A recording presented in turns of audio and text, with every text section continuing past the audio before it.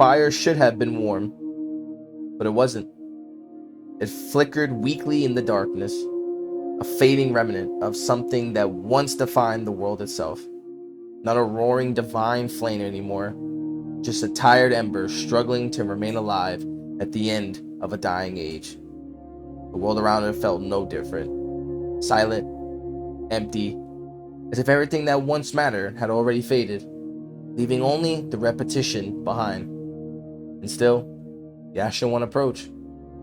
His movements were slow, weighed down by exhaustion that went deeper than battle alone. Fight against the Soul of Cinder lingered in every step forward, not as victory, not even as a memory, but only the weight of the fight. Find the lords, return them to their thrones, visit the kiln of the first flame, and link the first flame. That purpose had followed him longer than he could remember. Not something chosen, something inherited. He stopped before the first flame and stared into it, small, weak, barely holding together what remained of the world. And then he knelt, and as his hand drifted closer to the flame, a memory returned. Stone walls surround him, cold iron, rotting wood, the distant sound of change dragging somewhere beyond sight. A bell rang far above, echoing throughout the asylum like a call meant for someone else. He was not ash yet, not weary, only undead. A hollow given purpose through words he did not fully understand. Seek the lords and link the fire. There was no hesitation in him then, no doubt, only direction.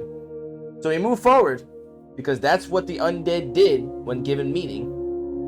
The memory faded, slowly, and the Ashen One found himself staring once more into the weak glow of the first flame. Nothing had changed. Fire still burned faintly before him. Silence around felt endless. He remained motionless for a while long, listening to only the crackling of the dying embers and the distant wind moving through the kiln. Then another memory surfaced. Firelink Shrine was quieter then, not ruined, not buried beneath ash and time. A resting place, suspended between journeys.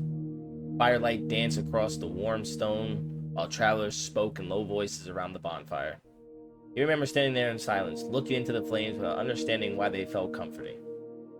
There were others there once, warriors, undead, wanderers clinging to purpose the same way they clung to life itself.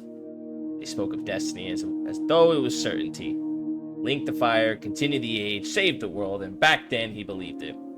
Not because he understood, but because believing was easier than questioning. Eventually he left the shrine behind and continued onward, never realizing that every path ahead had already been walked countless times before. The Ashen One slowly lowered his hand from the flame. The memory lingered longer than the others, not because of what was said there, but because of how distant it felt now. Firelink Shrine had once felt alive. Now it exists only as a memory and ruin. He sat quietly before the first flame. The exhaustion in his body grows heavier the longer he remained there. Then came the next memory. The journey through Lordran no longer felt like separate battles in his memory, only a long road leading towards something inevitable. He remembered the lords, not as legends, not as gods, but as beings already fading by the time he found them. One by one they fell. The Witch of Izalith's legacy burned beneath chaos. Grave Lord Nito waiting within death itself. Seath surrounded by madness and crystals. The four kings consumed by the abyss. Each victory felt less meaningful than the last. Not because the battles lacked purpose, but because the end never changed. Every path still led towards the flame, and every sacrifice only delayed what was already happening in the world. The Ashen One exhaled slowly and returned once again to the present. The first flame remained before him, weak and fading in the darkness. For a long time, he simply stared at it, not with fear, not with awe, only understanding. The cycle had repeated itself so many times that even memories itself had begun to wear thin. And then the final memory came. Gwyn stood before him within the kiln of the first flame, not as a god bathed in glory, but as a hollow shadow of what he once was. The fire had consumed him long ago, leaving behind only a fading shell still clinging to its purpose.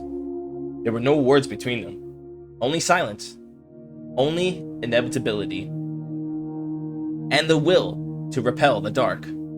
Their blades met beneath the ash of a dying world, and with every strike, it became clear that this was never a battle meant to save anything, only to continue something that had already begun to collapse.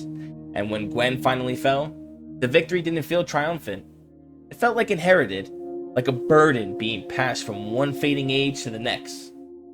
The Ashen One came back to his senses once more, looking upon the first flame, its weak and fading motions, waiting for someone to come and link it. He understood it now better than ever before. Not salvation, not destiny, only continuation, a cycle sustained by sacrifice long after the world has already begun to crumble beneath it. Slowly, he raised his hand towards the first flame. The instinct remained. Link it. Continue the age. Preserve what remains. But now, for the first time, those words felt hollow. Not meaningful, only familiar. And familiarity was no longer enough. The Ashen One hesitated, then slowly lowered his hand. He rose to his feet and stepped back from the first flame. No voice answered him. No force stopped him. Only silence remained within the kiln. And at last, the Ashen One turned away from the flame and walked into the darkness beyond it. Not in triumphant, not in defiance, but in acceptance. Behind him, the first flame continued to flicker weakly against the endless dark. And for the first time in countless ages, there was no one left to feed it.